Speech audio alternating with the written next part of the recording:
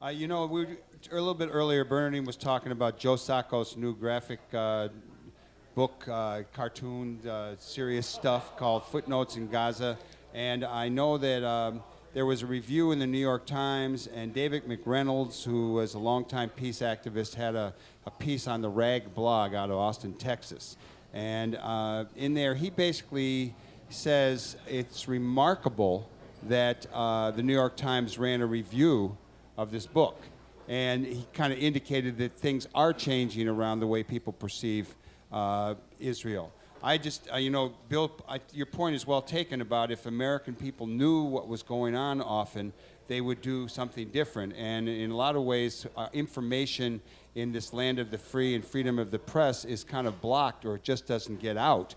And also, people are fickle. You remember back to the days of the Vietnam War, at a certain time, they were probably close to very few people were opposed to the war. Then it was close to 60, 70% were opposed to the war. And then all of a sudden we had the occupation in Iran and, the hostage taking. And everyone wanted to bomb the out of Iran. Yeah. So people go back and forth. We elected Obama a year ago, and a little over a year ago, things look good. And then we have a couple of big defeats.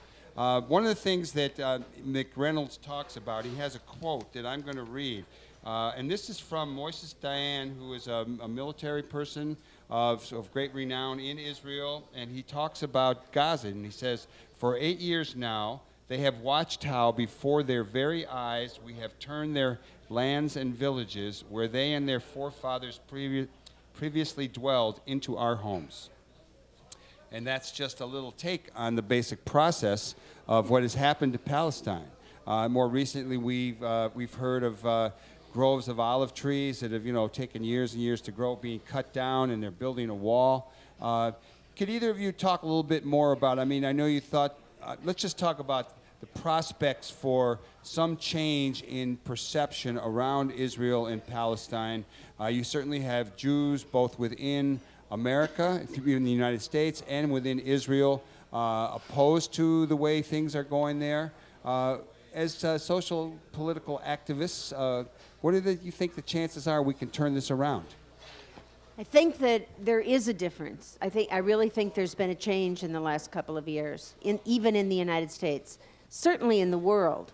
The world community is very clear that Israel has been the instigator of human rights violations over and over and over again in the last 60 years. But I think in the United States, the last 2 years, the Gaza assault sickened people here. It was so obviously an unequal match. It was massive technological assault on civilian populations, and nobody could think anything differently. And the Goldstone report, which is huge, but I think people could read a short version of the Goldstone report. Justice Goldstone is the South African Constitutional Court judge, brilliantly regarded jurist from around the world, and of course a Jew and a Zionist himself. And part of the reason he accepted the UN job of looking at what happened to Gaza a year ago was because he thought he had a lot of credibility as a Zionist, as a Jew, and as a human rights highly regarded international person. In the United States, it's been ridiculed and subject to attack in the most kind of insane ways. But if you read it, it is a detailed documentation of just a massive slaughter, a punishing of a civilian population for simply existing. You can only come to the conclusion when you look at the facts here that the only thing that will satisfy the current course of the Israeli government is the extermination of the Palestinian people. And that's partly why Ali Abu Nima and Rashid Khalidi and all of the great writers that we have here in the United States, Palestinian writers, are really worth reading and looking at and knowing what's happening, because it is our tax dollars that's supporting this policy. It's our money. And, the military, the cluster bombs that are killing civilians in Gaza are made in the USA. I would just add to that you raised earlier the question of the hopes that were raised a year ago with the Obama election and the new administration, and I think we all felt some of that, but I think it's critical that we remind ourselves that if there's going to be leadership on this issue, it's not going to come from Washington, it's not going to come from Wall Street, it's going to come from a political movement and a politicized people. So our responsibility isn't to wring our hands and wait for the Obama administration to get it right. Our responsibility is to learn, to teach. I think Bernardine gives some good suggestions about where to begin reading. I think you'd read Jimmy Carter.